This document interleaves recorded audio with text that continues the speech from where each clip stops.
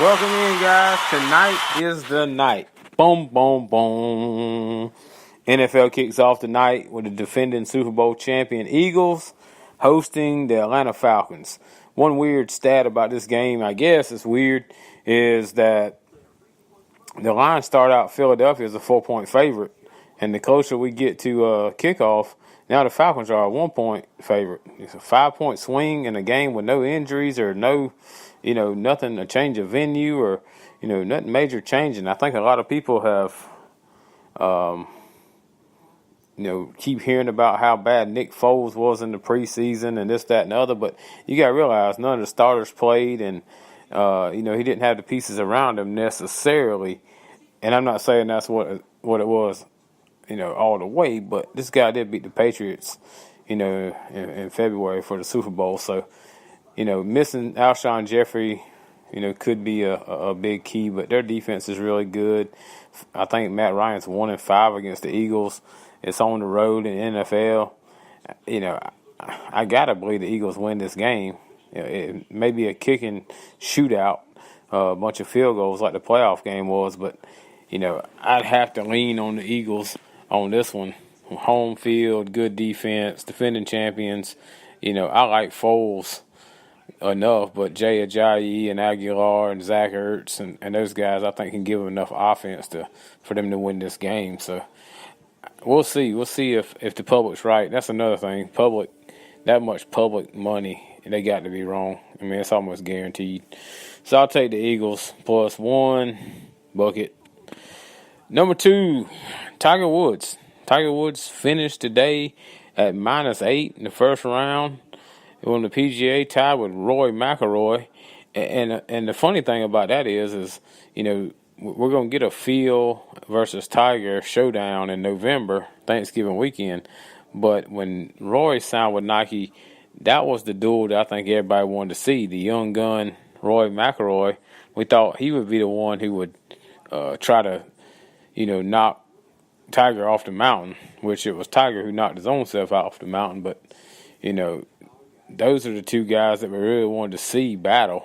Both competitive, both young, both can put up big numbers on any given day. But, now we got them at the top of the leaderboard together. It'll be interesting to see. I've said probably over the last month or so on our radio show that, Tiger just can't make those shots he's made that made him Tiger Woods. But, he has shown flashes of brilliance in a round or two. But, he hadn't been able to do it over a course of 4 rounds. Last Sunday was a case in point where he bogeyed a few holes where he had a chance to score, and he didn't. But we'll see what happens tomorrow. There'll be a lot more people watching a Friday round of golf than normal with Tiger Woods on the leaderboard. I don't think he can do it for 4 rounds, but if he puts up another -8, he'll be sitting pretty. Finish out this podcast, I'm going to give you my 5 college picks. Last week went 3-2. Felt confident about those picks, but Texas and Michigan shit the bed. Really, Texas did. Michigan, whatever.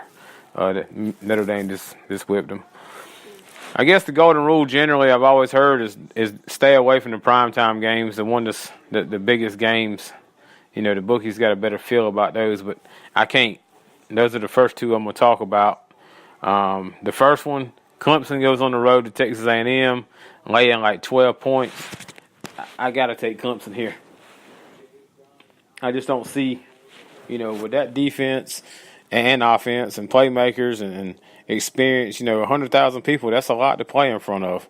There's no doubt about that. It's a crazy environment at nighttime in College Station. But I think, Clemson's played enough of these big games where it won't be that big of a deal. I'll take the Tigers laying the 12. And it'll be an interesting test for Kelly Bryant, to prove that he's the leader of this team. Or if he stumbles, and maybe it'll be Trevor Lawrence. But that's just a little side note today. I think Clemson wins by 3 scores. Secondly, South Carolina, Georgia. The biggest game in the South this week. It's always a tight game. Georgia's coming off a runner-up to Alabama for the national championship.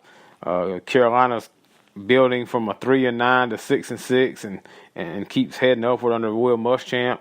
A lot of playmakers on offense, a better defense, and Jake Bentley still at the helm. We'll see It's at Williams-Brice Stadium, which is a big advantage for South Carolina. There'll be 85,000 strong, Sandstorm in 2001. And I don't really know that it's an upset. I guess it is on Vegas. But with 9 to 10 points, I'll take the Gamecocks. This game, 3 out of 4 years, every time, is generally a one-score game. And even if the Gamecocks were to lose, it should be tight with a defense and running game. So I'll take the Gamecocks plus 9. A big spread. I'm taking this just because I think this team generally wins by 40 early, and they could come back to haunt me. They could give up a backdoor score and win 41-7, but I'll take the Wisconsin Badgers. I think they got something to prove, especially after seeing Michigan fall last week, that, if they can win out and maybe beat Ohio State in the Big Ten, that they can go, to the playoff this year. They've been close. They've been that one team that has been left out a couple times, but this may be their year, and regardless, I think they can score 5 touchdowns over New Mexico. I'll take Wisconsin minus 34.5. Fourth game is the Oklahoma Sooners. They play UCLA, and it's 30 points. I've heard it's up in the 40s on some offshore sports books, but UCLA is garbage. Losing to Cincinnati, in the opening game, Chip Kelly has to want to, call off the dogs and probably go back to Oregon or somewhere, because he definitely doesn't want to be here, losing to teams like Cincinnati in the opening week at home. Oklahoma's explosive.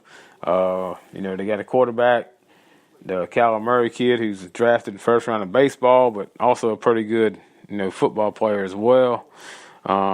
They should win. This would be another one of them games where they score 60, and I don't think they give up 25. So I'll take the Sooners laying the 30.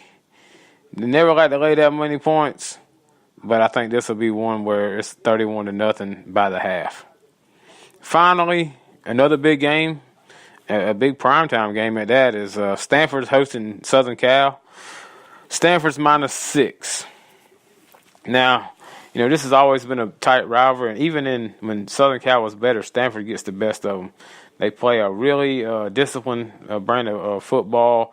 Bryce Love, Heisman Trophy candidate in the backfield, who didn't have a great week last week, but Southern Cal did give up 300-plus yards to UNLV on the ground. So I think Bryce Love will have a field day against Southern Cal. Southern Cal's got a true freshman quarterback. History, true freshman quarterback, and not good defense on the road is not a good recipe for a win for Clay Helton's team.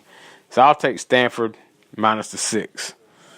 So we got Clemson minus 12, South Carolina plus the 9 or 10, depending on what your books got. Wisconsin minus 34.5, Oklahoma minus 30, and then we'll close it out with Stanford minus 6. Still too many favorites, but college football is one of them sports where the favorite wins, more often than a team, than like the NFL, where there's dogs winning all the time. Throw those 5 into a parlay. Get you a little 5-on-5, 125 in your pocket, or play them straight and go to the bank. Guaranteed 4-1 this week, maybe 5-0. 3-2, you won't go broke. Thanks for listening, guys. We'll talk to you next time.